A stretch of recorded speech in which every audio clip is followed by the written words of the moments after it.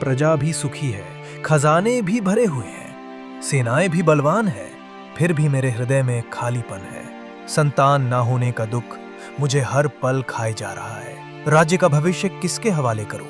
और तभी एक साधारण आदमी आगे आया और राजा को प्रणाम करते हुए बोला, महाराज, आपकी व्यथा मैं समझता हूँ।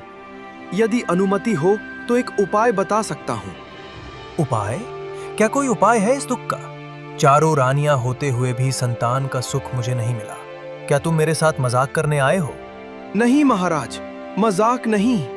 मैंने स्वयं देखा है। एक तांत्रिक है, जंगल में रहता है।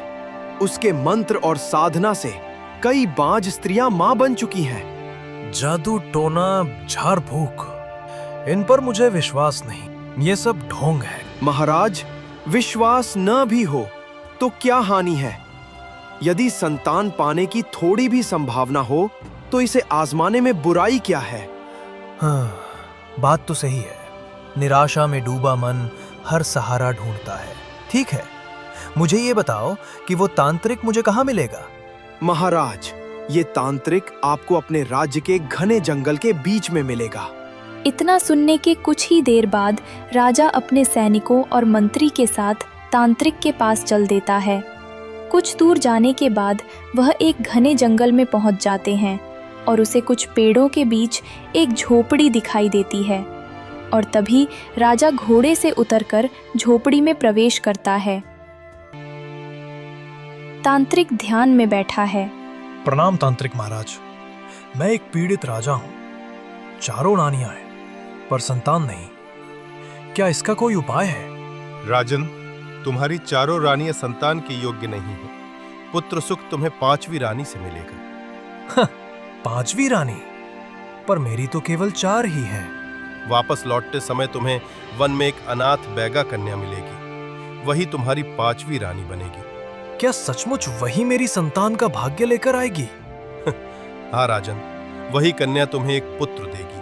वो पुत्र शूरवीर होगा और राज्य का योग्य उत्तराधिकारी बनेगा। यदि यही नियति है तो मैं अवश्य उस कन्या को ढूंढूंगा। राजा तांत्रिक को प्रणाम किया और वहां से अपने राज्य लौट गया।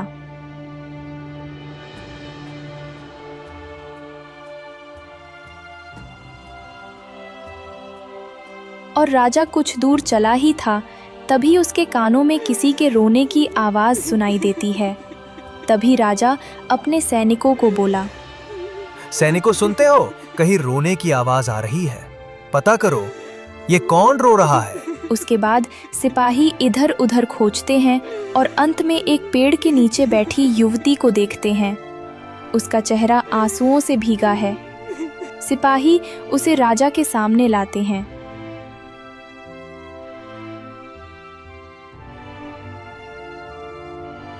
उसके बाद वह फिर से फूट फूट कर रोने लगी और राजा उसे गहरी नजर से उसे देखते हुए बोला, तुम कौन हो? घने जंगल में अकेली क्यों रो रही हो? मैं अनाथ हूँ। अब मेरा इस दुनिया में कोई अपना नहीं। मैं अपने दूर के संबंधियों के साथ रहती थी, लेकिन आज उन्होंने मुझे यहाँ वन में छोड़ दिया। मुझे असहाय बनाकर चले गए। अब मैं कहाँ जाऊँ? क्या तुम बैगा हो? जी हाँ, लेकिन आपको ये कैसे मालूम? तुम इतनी सुंदर हो। इतनी सुंदर तो केवल कोई बैगा कन्या ही हो सकती है। तुम्हारी आंखों में मासूमियत है और चेहरा जैसे चांद की चमक। राजा की यह बात सुनकर युवती थोड़ा शर्मा जाती है। उसके बाद राजा गंभीर होकर आगे बोलते हैं, घबराओ मत। यदि तुमको स्वीकार हो तो मैं तुमसे विवाह करना चाहता हूँ। तुम्हें अपनी रानी बनाकर महल ले चलूंगा। क्या सचमुच? मैं जैसी अनाथ को आप रानी बनाएंगे? हर युवती के मन में रानी बनने की चाह होती है और मैं जानता हूं तुम ही वही कन्या हो जिसके बारे में तांत्रिक ने कहा था। भाग्य ने तुम्हें मेरे लिए चुना है। महाराज, यदि ये आपका निर्णय है तो मुझे क्या आपत्ति होगी। मैं स्वीकार करती हूँ। उसके बाद राजा मंत्री और सैनिक के साथ एक मंदिर में गया और उस युवती से शादी करके कुछ देर बाद राजा अपने राज्य पहुंचा और वहां राजा की चारों रानियां महल के प्रांगण में खड़ी हैं। उनके चेहरों पर जिज्ञासा और भीतर से चिढ़ है। और तभी राजा अपने रानियों से बोला, सुनो रानियों, आज से ये मेरी 5वीं रानी है। ये बैगा कन्या अब राजमहल का हिस्सा है। इसे आदर और स्नेह दो। इतना सुनते ही चारों रानियां एक दूसरे को देखकर हल्की मुस्कान दबाती हैं। भीतर जलन है, लेकिन ऊपर से स्वागत का नाटक करती हैं। अब एक और रानी आ गई। देखना, कल को यही राजा का मन बांध लेगी। हाँ, और अगर ये सचमुच संतान ले आई तो हमारी क्या औकात बचेगी। उसके बाद वे सब औपचारिकता से बैगा रानी का स्वागत करती हैं, पर उनकी आंखों में जलन साफ झलक रही है। बैगा रानी अंदर चली जाती है। कुछ महीनों बाद बैगा रानी धीरे धीरे आंगन में चल रही है।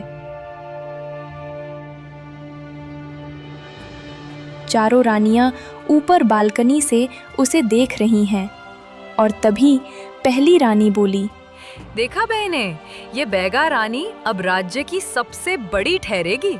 यदि इसने पुत्र को जन्म दे दिया तो राजा का सारा स्नेह इसी पर होगा। हाँ, और हम सबकी क्या औकात रह जाएगी। ये तो अच्छा नहीं होगा। तो फिर हमें पहले ही कुछ करना होगा। अगर इसकी संतान जीवित रही तो हम सब भुला दी जाएंगी। तो तय रहा, बैगा रानी को हमें ही संभालना है, पर ऐसे कि राजा को कुछ भनक भी ना लगे। चारों रानियां आपस में षड्यंत्र की योजना बनाने लगती हैं। कुछ दिनों बाद महाराज, बड़ी खबर है, बैगा रानी गर्भवती हैं। क्या सच कह रहे हो? तांत्रिक का वचन बिल्कुल सत्य हुआ। मेरे वंश का दीपक आने वाला है।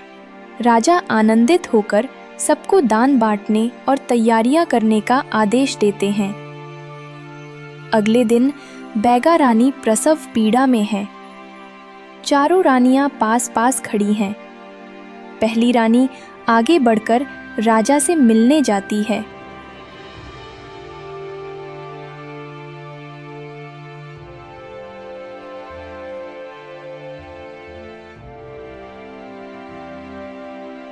महाराज, अब वो शुभ घड़ी आ पहुंची है जब हमारे राज्य को भावी वारिस मिलेगा।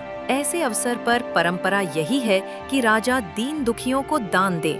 यदि आप अभी बाहर जाएं और दान दक्षिणा बांटें, तो ये संतान भाग्यशाली होगी। तुम्हारी बात उचित लगती है। ये तो धर्म और परंपरा दोनों का पालन होगा।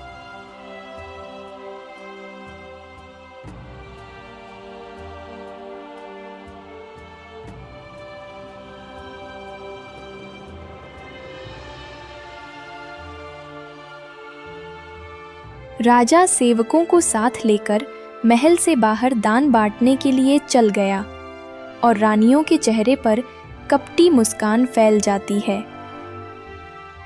अगले दिन बैगा रानी अपने कक्ष में प्रसव पीड़ा से कराह रही है। तभी दूसरी रानी धीरे से भीतर आई और मिठास भरी आवाज में बोली, बहन, हम सब तुम्हारी भलाई चाहती हैं। ये घड़ी कठिन है, पर चिंता मत करो, हम तुम्हारे साथ हैं। बहन, बस यही चाहती हूँ कि मेरा बच्चा स्वस्थ हो, कोई कष्ट उसे ना मिले। तो मेरी एक सलाह मानो। धान के कोठे में एक छोटा छेद है। अगर तुम उसमें सिर डालकर बैठोगी तो संतान आसानी से जन्म लेगा और वो बिल्कुल स्वस्थ होगा। क्या सचमुच? यदि इससे मेरे बच्चे का कल्याण होगा तो मैं अवश्य ऐसा करूंगी। बैगा रानी विश्वास करके धान के कोठे के छेद में सिर डाल लेती है। तभी प्रसव पीड़ा तेज हो जाती है और कुछ ही क्षणों में शिशु का जन्म हो जाता है। बैगा रानी पीड़ा से कराह रही है। तीसरी रानी तुरंत आगे बढ़ती हुई बोली, यही वो क्षण है बहनों, जल्दी करो। उसके बाद वो बच्चे को उठाती है और मुस्कुराती हुई बोली, लो, इस बच्चे को और इसकी जगह ये पत्थर रख दो। आज ही तय होगा कि बैगा रानी का कोई वंश नहीं होगा। उसके बाद वो बच्चे को अपनी दासी को सौंपती हुई बोली, सुन, इस बच्चे को जंगल में जाकर जिंदा दफना। किसी को भनक भी ना लगे, लौटकर मेरे सामने ही आना। महारानी, ये निर्दोष शिशु है, इसे कैसे? ज्यादा सवाल मत कर, अभी निकल। तभी दासी मजबूरी में बच्चे को लेकर बाहर चली जाती है। दासी रोते रोते बच्चे को गोद में लिए जंगल के पास खड़ी होती है। तभी एक औरत लकड़ियां लेकर वहां से गुजर रही थी और तभी रोने की आवाज सुनकर ठिठकती हुई बोली, बहन, ये बच्चा तुम्हारे पास कैसे आया और तुम यूं रो क्यों रही हो? मत पूछ बहन, बहुत बड़ा पाप हो रहा था। महारानी बैगा ने अभी अभी पुत्र को जन्म दिया था, पर चारों रानियों ने षड्यंत्र रचा, बच्चे की जगह पत्थर रख दिया और मुझे कहा कि इसे जिंदा गाड़ाऊं। क्या राजमहल की रानियां ऐसा नीच कर्म कर सकती हैं? निर्दोष शिशु के साथ इतनी क्रूरता? हाँ बहन, पर मैं वो पाप नहीं कर सकती। मैं इसे मरते हुए कैसे देखूं? ये बच्चा तो भाग्य का धनी है। ये बैगा रानी और राजा का असली वारिस है। तो अब तू क्या करेगी? अगर तू महल लौटी तो रानियां तुझे भी मार डालेंगी। मुझे पता है, मेरा अंत निकट है। चौथी रानी मुझे भी मिटा देना चाहती है ताकि सच्चाई किसी को ना पता चले। इसलिए मैं तुझसे प्रार्थना करती हूँ, इस बच्चे को अपना ले, इसे अपने पुत्र की तरह पालना। एक दिन सच्चाई सामने आएगी, तब सबको पता चलेगा कि ये ही असली उत्तराधिकारी है। इतना कहते ही दासी बच्चे को बूढ़ी औरत की गोद में रख देती है। चिंता मत कर बहन, ये अब मेरा बेटा है। मैं इसे अपनी जान देकर पालूंगी। इसकी पहचान कभी उजागर नहीं होगी जब तक सही समय न आए। भगवान तुझे सुखी रखे। अब मैं महल लौटती हूँ, जो होना होगा सह लूंगी। इतना कहते के बाद दासी आंसुओं से भीगी आंखों के साथ लौट जाती है। औरत बच्चे को गोद में लिए अपनी झोपड़ी की ओर बढ़ती है।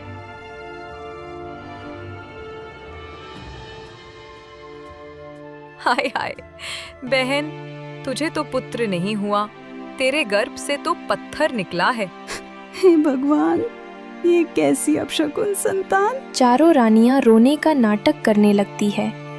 उसके बाद राजा को तुरंत बुलाया गया। राजा दौड़ते हुए आया और देखा कि झूले में शिशु के स्थान पर एक गोल पत्थर रखा है। ये क्या? किसी स्त्री से पत्थर जन्मा है? तांत्रिक ने मुझे ठग लिया। तुम सबने मेरे साथ छल किया। ये बैगा रानी कोई स्त्री नहीं, कोई डायन है, चुड़ैल है। ये सुनते ही बैगा रानी हताश होकर बोली, नहीं महाराज, मैंने पुत्र को ही जन्म दिया था। ये सब। चुप रह, झूठ मत बोल। हमने अपनी आंखों से देखा है, तेरा गर्भ पत्थर ही लाया है। बस, और नहीं सुनना चाहता। आज से तेरा यहाँ कोई स्थान नहीं। जा, लौट जा उसी वन में जहाँ से आई थी। उसके बाद बैगा रानी आंसुओं से भरी आंखों के साथ महल से निकल जाती है। और इधर चारों रानियां अंदर ही अंदर खुश हो जाती हैं और राजा वहां से चला गया।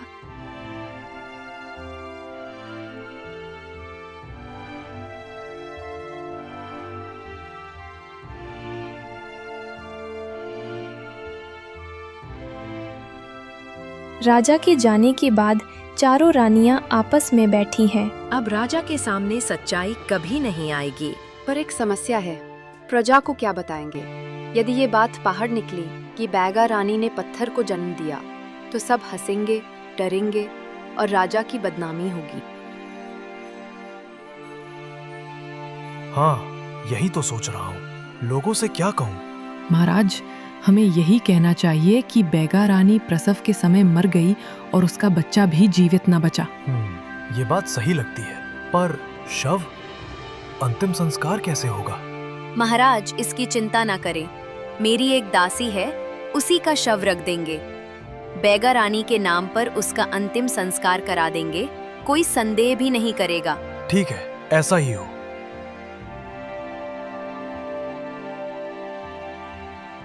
उसके बाद दासी को बुलाकर उसकी हत्या कर दी जाती है। फिर उसका शव बैगा रानी के स्थान पर सजाकर धूमधाम से अंतिम संस्कार कर दिया जाता है। 18 साल बाद धीरे धीरे बैगा राजकुमार बड़ा हुआ। वो एक सुंदर और बलशाली युवक बन गया। एक दिन उसने अपनी बूढ़ी माँ से कहा, माँ, अब मैं बड़ा हो गया हूँ मुझे एक धनुष बाण चाहिए। मैं जंगल में जाकर शिकार किया करूंगा। बूढ़ी माँ ने कुछ सोचा, फिर अपने बेटे के आग्रह पर लोहार के पास गई।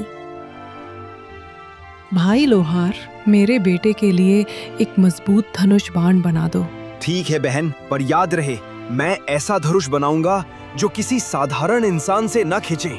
कुछ देर बाद लोहार ने एक बड़ा धनुष बना दिया, जिसे लेकर बूढ़ी माँ अपने घर आई और धनुष अपने बेटे को दे दी। ले बेटा, ये रहा तेरा धनुष बाण, अब संभाल कर रखना। धन्यवाद माँ, अब मैं जंगल जाकर शिकार करूंगा। राजकुमार धनुष लेकर रोज जंगल जाने लगा। एक दिन शिकार करते हुए राजकुमार को देख राजा का एक सिपाही वहां आ पहुंचा। अरे वाह, इतना बड़ा धनुष, ऐसा तो मैंने कभी नहीं देखा। अगर इसे महाराज को भेंट कर दूं तो खूब इनाम मिलेगा। कुछ देर बाद थका हारा राजकुमार पेड़ के नीचे सुस्ताने लगा और नींद में झपकी आ गई। सिपाही ने मौका पाकर उसका धनुष बाण चुपके से उठा लिया और भाग खड़ा हुआ। उसके बाद जब राजकुमार जागा, उसने बहुत ढूंढा लेकिन धनुष नहीं मिला। अरे, मेरा धनुष कहाँ गया? कौन ले गया इसे? दुखी मन से वो अपनी झोपड़ी लौट आया। उधर सिपाही चोरी का धनुष लेकर राजा के दरबार पहुंचा। महाराज, ये देखिए, कितना अद्भुत धनुष है। इसे पाकर आप मुझे इनाम देंगे। वाह, इतना बड़ा और भारी धनुष, ये जरूर किसी महान योद्धा का होगा। किसका है ये? महाराज, इसे चलाने वाला कोई विशालकाय व्यक्ति नहीं, बल्कि एक सुकोमल युवक है। मूर्ख, तू मुझे चोरी का सामान भेंट करता है? राजा को गुस्सा भी आया और उत्सुकता भी हुई। उन्होंने सोचा, ये धनुष उस युवक को लौटाना चाहिए। जब वो इसे लेने आएगा, मैं उसे देखूंगा भी। उसके बाद ये समाचार बूढ़ी औरत तक पहुंचा कि राजा ने ढिंढोरा पिटवा दिया है। बेटा सुनो, राजा ने कहा है कि जिसने ये धनुष बाण पाया है वो आकर इसे चलाए। असली मालिक को अपनी पहचान दिखानी होगी। माँ, मैं डरता नहीं, मैं अब जाऊंगा और दिखा दूंगा कि ये मेरा है। लेकिन बेटा, महल में चारों रानियां तुम्हें देखकर ताने दे सकती हैं। उन्हें सुनकर हतोत्साहित मत होना। ठीक है माँ, मैं अपनी माँ और आपकी सीख को याद रखूंगा और न्याय के लिए खड़ा रहूंगा। बेटा जाओ, अपना धनुष संभालो और सत्य की रक्षा करो। राजकुमार ने अपनी माँ को प्रणाम किया और अकेले महल की ओर चल पड़ा।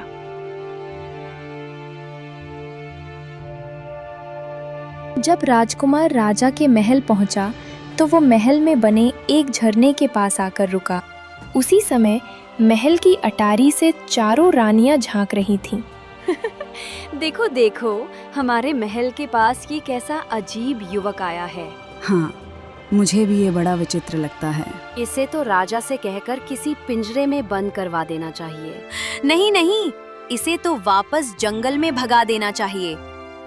मैं भले ही पशु की तरह दिख रहा हूँ, पर उन रानियों से तो बेहतर हूँ जिन्होंने अपनी 5वीं रानी की संतान को पत्थर बता दिया।